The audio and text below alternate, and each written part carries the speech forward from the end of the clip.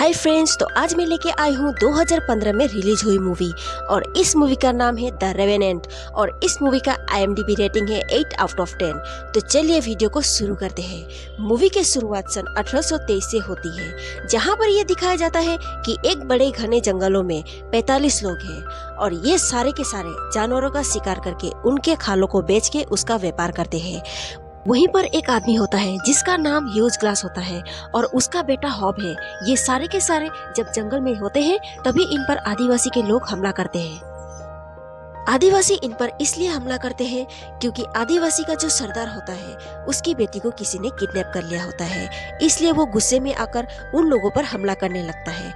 लेकिन सच्चाई ये होती है कि इन्होंने उसकी बेटी को किडनैप नहीं किया होता है। अब यहाँ पर ग्लास के कई और भी लोग मारे जाते हैं और ग्लास अपने बेटे हॉब को यहाँ से लेकर भाग जाता है। ग्लास के साथ कई और भी लोग होते हैं जिनमें इनके टीम के कैप्टन हेनरी भी होता है। ये लोग नाव में बैठकर पानी वाले रास्ते से आगे बढ़ते हैं।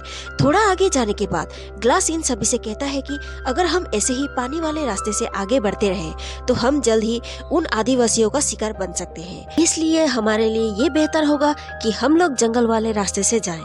लेकिन इनमें से एक आदमी होता है जिसका नाम जॉन होता है। वो ग्लास को जंगल में जाने से मना कर देता है, पर ग्लास उसे समझाता है कि जंगल बहुत बड़ा है जहाँ पर हम उन आदिवासियों से छुपकर रह सकते हैं। अगर हम इस नदी के सहारे आगे बढ़ते रहे तो जल्द ही हमें वो आदिवासी चारों तरफ से घेर लेंगे, इसलिए हमारी भलाई इसी में है कि हम लोग अपना सफर जंगल वाले रास्ते से शुरू करें। जॉन फिर भी ग्लास की बात नहीं मानता। इसी बीच इनका कैप्टन जॉन से कहता है कि ग्लास इस जंगल को हमसे बेहतर जानता है, इसलिए हमें इसकी बात माननी चाहिए। फिर ग्लास ये तय करता है कि अब हम जंगल के रास्ते से जाएंगे और वो सारे नाव से उतर जाते हैं और नाव को पानी में खुला छोड़ देते हैं ताकि आदिवासी को वो नाव बहुत आगे मिले। तब तक वो उनके नजरों से काफी दूर चले जाते हैं। अब यहाँ पर कैप्टन कहता है कि सबसे पहले हमें इन खालों को यहीं पर कहीं छुपा देना चाहिए। अगर हम जिंदा बच गए तो हम इन खालों को वापस लेने आ जाएंगे, क्योंकि हम इतने बड़े सामान को लेकर हम इतने घने जंगल में आगे नहीं घूम सकते। फिर ये लोग उन खालों को उन पत्थरों के नीचे छुपा देते हैं।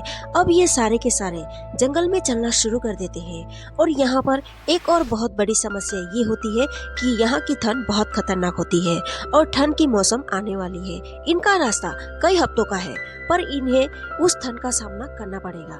लेकिन इनके पास अब कोई चारा नहीं होता, इसलिए ये सब उस ठंड का मुकाबला करने के लिए तैयार हैं और ये सारे के सारे उस घने जंगल में चलने के लिए तैयार हो जाते हैं।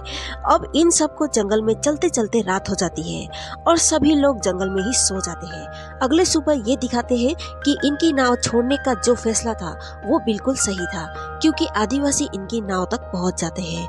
जब आदिवासी देखते हैं तो नाव में कोई भी नहीं है। ये तभी समझ जाते हैं कि ये लोग पैदल चल के जंगल के रास्ते घर जाने की कोशिश कर रहे हैं। तभी उन आदिवासियों में से एक आदमी बोलता है कि उनके पैरों के निशान हमें उत्तर की दिशा पर जाते हुए मिले और सारे आदिवासी ये तय करते हैं वो लोग पैरों के निशान के जरिए उत्तर की दिशा की तरफ जाएंगे और वो लोग लगातार उत्तर की तरफ बढ़ते जा रहे होते हैं। दिन भर पैदल चलने के बाद ये लोग जंगल में ही आराम करते हैं। अगली सुबह जब ग्लास उठता है और वो अपनी बंदूक को लेकर शिकार करने जा रहा होता है, तभी उसे जंगल में भालू के बच्चे दिखते हैं जिन पर वो निशाना लगाने वाला था। लेकिन ग्लास को पीछे से कुछ हलचल महसूस होती है। जब वो पीछे मुड़कर देखता है तो वहाँ पर उस भालू के बच्चे की माँ होती है, जो कि पलक झपकते ही ग्लास पर हमला कर देती है और ग्लास को बुरी तरह से जकड़ लेती है।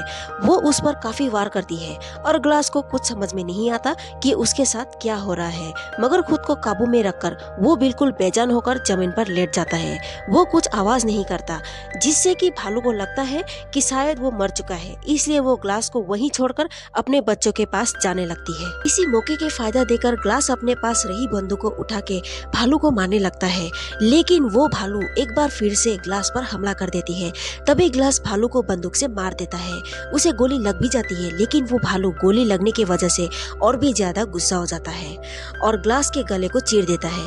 ग्लास के पास एक चाकू होता है, वो जैसे तैसे करके अपने जेब में से चाकू को निकाल लेता है। हालांकि भालू भी अब थोड़ा सा लड़खड़ा चुका है, लेकिन वो फिर से तीसरी बार ग्लास पर हमला कर देता है।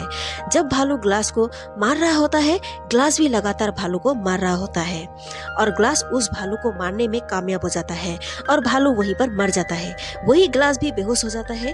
थोड़ी देर के बाद वहां पर ग्लास के साथी उसे ढूंढते हुए आते हैं। जब वो लोग देखते हैं तो ग्लास पूरी तरह से जख्मी है और उसके ऊपर भालू मरा हुआ है। वो लोग भालू को उसके ऊपर से हटाते हैं और ग्लास को उठाकर अपने साथ ले जाते हैं। अब उनमें से एक आदमी ग्लास के घाव को सीलने लगता है ताकि इसका खून रुक सके। यहाँ ग्लास को इतना दर्द हो रहा है कि वो एक बार फिर से बेहोश हो जाता है। बेहोश होने के बाद वो आदमी ग्लास के गले पर भी सीलने लगता है, यानी कि उसका गला बहुत बुरी तरह से चीर चुका है और साथ ही उसके पैर भी टूट चुका है और अब वो चल भी नहीं सकता और उन लोगों का मानना है कि ये अब 1 घंटा भी जिंदा नहीं रह सकता। वहीं दूसरी तरफ आदिवासी जो इन्हें मारना चाहते थे, उनके पास इनके बहुत सारे खाले होते हैं और वो इन खालों के बदले कुछ लोगों से बंदूकें और घोड़े ले लेते हैं। इससे पहले वो आदिवासी इन पर तीरों से हमला करते थे। अब उनके पास घोड़े हैं और बंदूकें हैं, तो इनकी जान को और ज्यादा खतरा है। यहाँ ये 9 लोग ग्लास के लिए लकड़ी का एक स्ट्रेचर बनाते हैं और ग्लास को उसके ऊपर रखकर वो लोग आगे बढ़ना शुरू कर देते हैं। लेकिन आगे पूरा चढ़ाई का रास्ता होता है, मगर ग्लास को लेकर उस चढ़ाई पे ले चलना नामुमकिन होता है।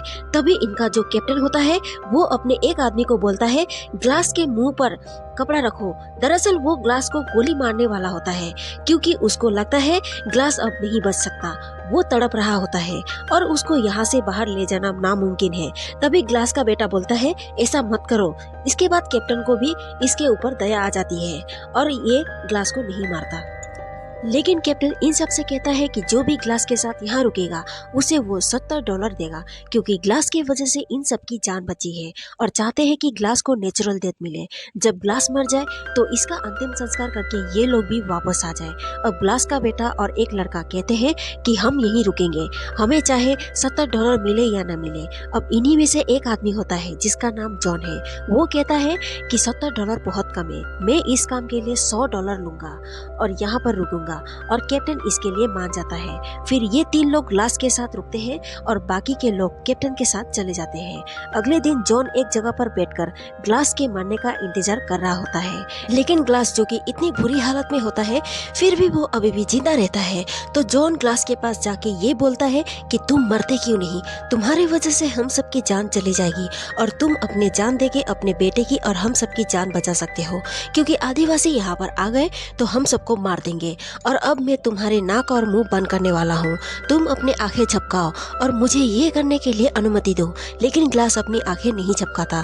जॉन बोलता है कि तुम्हें आंखें झपकाने की कोई जरूरत नहीं है। इसके बाद वो ग्लास के नाक और मुंह बंद करना शुरू कर देता है। तभी पीछे से ग्लास का बेटा बंदूक के पिछले हिस्से से जॉन को बहुत जोर से मारता है और वो दूर जाकर गिर जाता है। यहाँ ग्लास का बेटा जोर से चिल्लाने लगता है क्योंकि वो तीसरा आदमी उसकी आवाज को सुनकर यहाँ आ सके, यहाँ उसके पिता को बचा सके। लेकिन जॉन गुस्से से चाकू निकालकर उसे मार देता है। ग्लास वहीं पड़े सब कुछ देख रहा होता है पर वो कुछ नहीं कर पाता।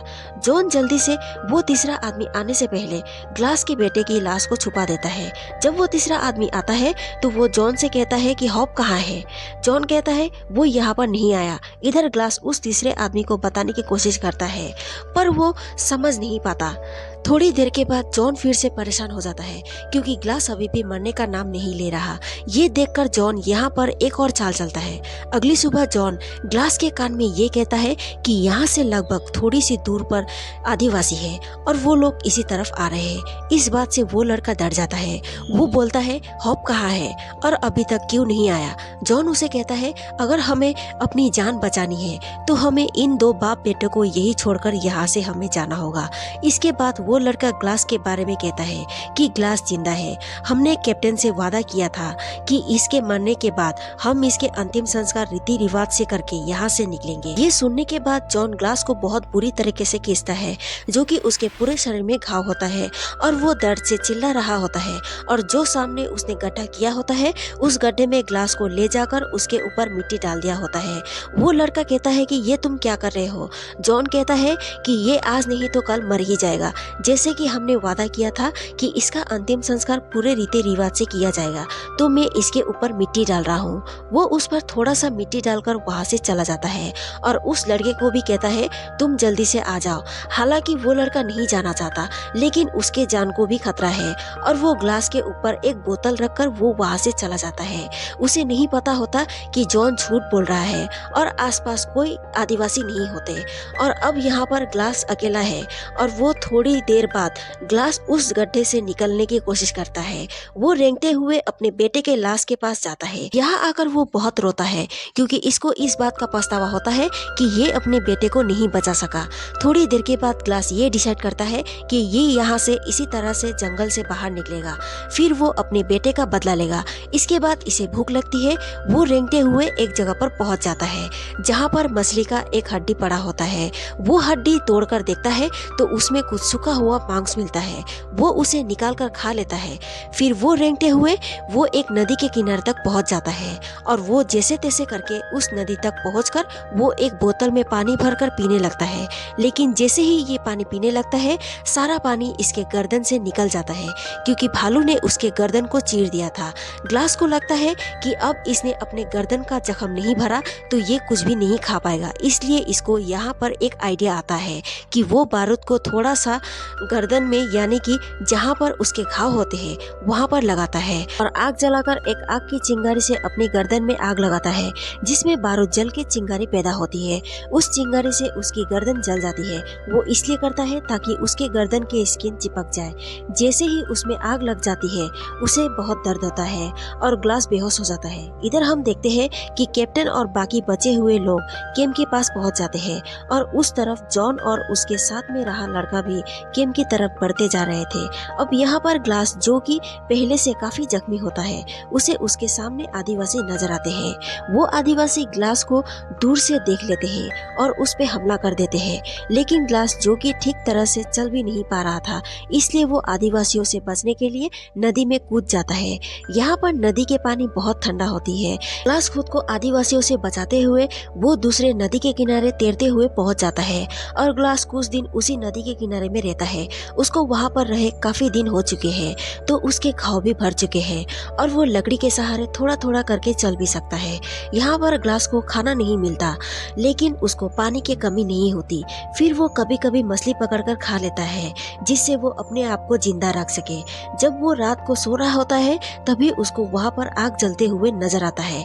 जब वो उस तरफ धीरे धीरे करके जाता है, वहीं जाकर देखता है तो वहाँ पर एक आदमी होता है जो ग्लास को तीर तान देता है। वो उसे मारने ही वाला होता है कि ग्लास इशारे से उसे बोलता है मुझे खाना चाहिए, जो कि वो बोल नहीं सकता। वो इशारे से उसे बोलता है कि मेरी जो ये हालत हुई है एक जंगली भालू ने की है और मेरे लोगों ने मुझे यहाँ पर मरने के लिए छोड़ दिया। उन्होंने मेरे बेटे को भी मार दिया और ये जो आदमी होता है उसके परिवार को, इसके पूरे गांव को भी लोगों ने जला दिया होता है और मार दिया होता है। अब वो ग्लास को एक मांस देता है और दोनों एक साथ बैठ के जंगली भैंस का मांस खाते हैं। साथ ही वो कहता है तुम मेरे साथ चल सकते हो। फिर ये दोनों आगे की सफर जारी रखते हैं। इस आदमी के पास एक घोड़ा होता है, इसलिए इनका सफर आसान हो जाता है। वहीं दूसरी तरफ जॉन और वो लड़का जो ग्लास को मरने के लिए छोड़ दिए गए थे, जब वो रास्ते पे जा रहे होते हैं तो उस लड़के को जॉन के बातों से ये पता चलता है कि वहाँ पर कोई आदिवासी नहीं था और जॉन ने ये झूठ बोला था ताकि वो अपनी जान बचा सके। इस बात से वो लड़का विद्रोह करने लगता है, पर जॉन उसे अपने बातों से बहला फुसला कर उसे आगे की सफर में ले जाता है। जब वो आगे जाते हैं तो वो एक गांव से होके गुजरते हैं और उस गांव को किसी ने पूरी तरह से खत्म कर दिया होता है और वहाँ के सारे लोगों को मार दिया होता है और उन्हें वहाँ पर 2 घोड़े भी मिल जाते हैं। वो उन घोड़ों पे सवार होकर वहाँ पहुँच जाते हैं जहाँ उन्हें पहुँचना था। लेकिन जॉन उस लड़के को उस जगह पर जाने से पहले उसे ये बोलता है कि हमने जो भी किया उसके बारे में कैप्टन को पता नहीं चलनी चाहिए। अगर उनको पता चल गए तो वो हम दोनों को मार देंगे। ये दोनों कैप्टन के पास पहुँच जाते हैं और उनको ये कहते हैं कि ग्लास मर चुका है, उसे हमने जंगल में ही दफना दिया और उसका बेटा जंगल में ही कहीं गुम हो गया जिसके हमें पता नहीं चला। कैप्टन इनकी बात सुनकर इन दोनों को $100 देता है, लेकिन वो लड़का पैसा नहीं लेता। वो वहाँ से उठकर बाहर चला जाता है। कैप्टन को ये देखकर जॉन की बातों पर शक होने लगता है कि कहीं वो झूठ तो नहीं बोल रहा। फिर जॉन बोलता है कि सफर में जो कुछ भी हुआ इसी वजह से वो लड़का सदमे में है, इसलिए वो ऐसा बर्ताव कर रहा है। और वो अपने पैसे और उसके भी पैसे लेकर वो वहाँ से बाहर चला जाता है। दरअसल उस लड़के को कहीं ना कहीं गिल्ट होता है, उन्होंने वो काम किया जो उन्हें नहीं करना चाहिए था। वहीं पर दिखाते हैं कि ग्लास उस आदमी के साथ आगे की सफर तय कर रहा होता है। तभी बर्फ का तूफान शुरू हो जाता है। ग्लास बीमार होता है, उसके घाव सड़ रहे होते हैं, इस वजह से वो बेहोश हो जाता है। इसके बाद वो आदमी ग्लास के लिए लकड़ी से एक छोटा सा झोपड़ा बनाता है और ग्लास के सारे कपड़े उतारकर उसके अंदर रख देता है और उसे चारों तरफ से ढककर आग जला देता है ताकि उसे गर्मी मिल सके। अगली सुबह जब ग्लास उठ के देखता है तो वो आदमी वहाँ पर नहीं होता। फिर वो आसपास देखने लगता है तो किसी ने उस आदमी को फांसी लगाकर पेड़ पे लटका दिया होता है। ग्लास को ये देखकर बिल्कुल समझ में नहीं आता कि उसे किसने मारा है। तभी वो देखता है इसके कुछ ही दूरी पर फ्रेंच शिकारी होते हैं जिनके पास उस आदिवासी सरदार की बेटी होती है। इन सब से ग्लास को समझ में आ जाता है कि इन लोगों ने इस लड़की को किडनैप किया है। वो आदिवासी समझते हैं कि अमेरिकन ने उसके बेटी को किडनैप किया है। इसके बाद ग्लास यहाँ से निकलने की तैयारी करता है, लेकिन ग्लास देखता है तो वहाँ पर इन सभी लीडर उस लड़की का रेप करने के लिए उसे अपने साथ जबरदस्ती लेकर जा रहे हैं। ग्लास को इस बात से बहुत ही गुस्सा आ जाता है। ग्लास पीछे से चुपचाप से उसे अपने गन पॉइंट पे ले लेता है। ग्लास उस लड़की को वहीं रुकने के लिए कहता है और खुद घोड़ा लेने चला जाता है ताकि वो उस लड़की को अपने साथ ले जा सके। और इस लड़की को उस फ्रेंच शिकारी पर बहुत गुस्सा आ जाता है, इसलिए ये लड़की ग्लास के आने से पहले ही उस आदमी के प्राइवेट पार्ट को काट देती है, जिससे वो आदमी जोर जोर से चिल्लाने लगता है। फिर यहाँ पर जितने भी फ्रेंच शिकारी होते हैं वो उसका आवाज सुनकर ग्लास का पीछा करने लगता है, पर ग्लास घोड़े के ऊपर बैठकर भागने में कामयाब हो जाता है। अगले दिन ग्लास एक जगह पर आराम कर रहा होता है, तभी उस पे आदिवासी हमला कर देते हैं। ग्लास इन सब से बचने के लिए घोड़े से सवार होकर यहाँ से भाग जाता है। अब आगे जाकर ग्लास देखता है तो रास्ता खत्म हो चुका है और उसके सामने खाई होती है, पर ग्लास अब रुक नहीं सकता। अगर वो रुकेगा तो उसे गोली मार देंगे, इसलिए ग्लास उस घोड़े के साथ खाई में गिर जाता है और नीचे एक पेड़ से टकराकर वो सीधा बर्फ में गिर जाता है, जिस पे घोड़ा गिरने की वजह से वो मर जाता है। लेकिन ग्लास बच जाता है, वो अभी भी जिंदा होता है।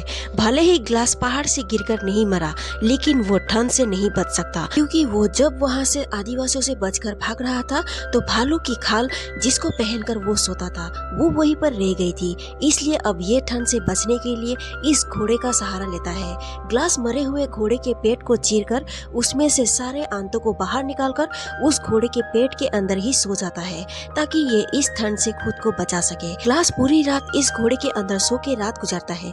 सुबह उठता है, वो आगे का रास्ता तय करता है। वही दूसरी तरफ ये देखते हैं कि जहाँ पर ग्लास को पहुँचना है, जहाँ पर जॉन, वो लड़का और बाकी के सारे लोग पहुँच चुके हैं, वहाँ पर एक फ्रेंच शिकारी कैप्टन से मदद मांगने आता है और कैप्टन से कहता है कि हमारे कई साथी बर्फ में दबकर मर चुके हैं और कईयों को भेड़ियों ने मार दिया है। यहाँ के लोग इसके बदले में उससे पैसे मांगते हैं। उसके पास ज्यादा पैसे नहीं होते, वो उन्हें पैसे देता है और साथ ही एक बोतल देता है, और ये वही बोतल होती है जो ब्रीजर ग्लास को उस जगह से छोड़ते हुए उसके ऊपर रख के आ गया था। ब्रीजर को ये लगता है कि ग्लास तो शायद मर चुका है, लेकिन उसका बेटा हॉप जिंदा है और उसे लगता है कि हॉप की बोतल है, कि ये बोतल तुम्हें कहाँ मिला। वो कहता है कि यहाँ से 30 मील दूरी पर किसी आदमी के गिर गई थी और मैंने उठा लिया। अब ब्रीजर और कुछ लोग ग्लास को ढूंढने जाते हैं, क्योंकि ब्रीजर को पता नहीं होता कि जॉन ने ग्लास के बेटे को मार दिया है। लेकिन जॉन को समझ आ जाता है कि हो ना हो ग्लास अभी भी जिंदा है। अब यहाँ पर इनको हॉप नहीं बल्कि ग्लास मिलता है। ग्लास को जिंदा देखकर सभी लोग हैरान हो जाते हैं। फिर कैप्टन ग्लास से पूछता है तुम जिंदा कैसे हो, जिसके जवाब में कैप्टन को ग्लास पूरी बातें बताता है। ग्लास के मुंह से सच सुनने के बाद कैप्टन जॉन को अरेस्ट करने का ऑर्डर देता है और गुस्से में कैंप में जाता है, लेकिन जॉन वहाँ पर नहीं मिलता। वो जॉन को चारों तरफ से ढूंढते हैं पर वो कहीं नहीं मिलता। जब वो अपने कमरे में आता है तो वो देखता है तो जॉन उसके तिजोरी से सारा पैसा लेकर भाग गया होता है। अब कैप्टन ये तय करता है कि मैं जॉन को पकड़ने के लिए जाऊंगा क्योंकि उसने ग्लास के बेटे को मार दिया, उसने पैसे चोरी किया है। तभी ग्लास बोलता है कि मैं भी तुम्हारे साथ जाऊंगा। साथ ही ये भी कहता है कि ब्रीजर को मेरे बेटे के खून के बारे में कुछ भी पता नहीं था, जॉन ने उसे भी झूठ बोला था। और अब ग्लास और कैप्टन जॉन को ढूंढने के लिए निकल जाते हैं। जंगल में पहुंचने के बाद ग्लास कैप्टन से कहता है कि जंगल बहुत ही बड़ा है, इसलिए हमें अलग अलग होकर उसे ढूंढना होगा। ये दोनों अलग अलग रास्ते से जॉन को ढूंढते हैं, लेकिन कैप्टन को थोड़ी दूर पर जॉन नजर आता है, पर जॉन यहाँ पर कैप्टन को गोली मार देता है। तो ग्लास गोली की आवाज सुनकर तुरंत कैप्टन की तरफ जाता है, पर तब तक कैप्टन मर चुका था और जॉन भी वहाँ से भाग चुका था। फिर ग्लास कैप्टन के शरीर को घोड़े पे उठाकर वो यहाँ से चला जाता है। आगे जाकर ग्लास को देख लेता है और दूर से ही ग्लास को गोली मार देता है और गोली लगते ही वो गिर जाता है। अब जॉन को लगता है कि ग्लास भी अब मर चुका है और धीरे धीरे करके वो लाश की तरफ आगे बढ़ता है। जब वो देखता है तो ग्लास नहीं बल्कि कैप्टन होता है। तभी ग्लास पीछे वाले घोड़े पे उठकर जॉन पर गोली चलाता है और एक गोली जॉन के कंधे पर लग जाता है, लेकिन जॉन वहाँ से भागने में कामयाब हो जाता है, पर ग्लास उसका पीछा करता है। ये दोनों अब एक नदी के किनारे जाते हैं जहाँ इन दोनों की एक जबरदस्त लड़ाई होती है। जॉन कहता है कि मुझे मारना है तो मार दो, पर इससे तुम्हारा बेटा वापस नहीं आएगा। जिसके बाद ग्लास अपने खंजर से जॉन के पीठ पर वार कर देता है और कहता है कि बदला लेना हमारे हाथ में नहीं बल्कि ईश्वर के हाथ पे है। ये कहकर ग्लास जॉन को नदी में धक्का दे देता है। थोड़ी दूर जाकर जॉन जैसे ही उस नदी से बाहर निकलता है तो उसे वहाँ पर आदिवासी देख लेते हैं और उसको गोली मार देते हैं। इसके बाद आदिवासी नदी से पार होकर ग्लास की तरफ जाते हैं, जिससे ग्लास को लगता है कि ये लोग उसको मार देंगे, लेकिन आदिवासी ग्लास को नहीं मारते क्योंकि उनके साथ उनके बेटी भी होती है, जिससे ग्लास को समझ आ जाता है कि शायद इस लड़की ने आदिवासी को सब बता दिया है और ये वही लड़की होती है जिसका रेप होते हुए एक बार ग्लास ने उसे फ्रांसीसी लोग से बचाया था। इसलिए वो ग्लास को छोड़कर वहाँ से चले जाते हैं और अंत में ये दिखाया जाता है कि ग्लास पूरी तरह से जख्मी है। तभी उसे उसकी पत्नी की आत्मा दिखाई देती है। ग्लास के आंखों में आंसू आते हैं और उसके सांसें बहुत तेजी से चल रही होती है और इसी के साथ ये मूवी यहीं पर खत्म होती है। अगर आपको ये वीडियो अच्छी लगी तो लाइक करें, मुझे सपोर्ट करने के लिए चैनल को सब्सक्राइब करें और ये एक्सप्लेनेशन आपको कैसा लगा कमेंट करके मुझे जरूर बताएं। Bye bye.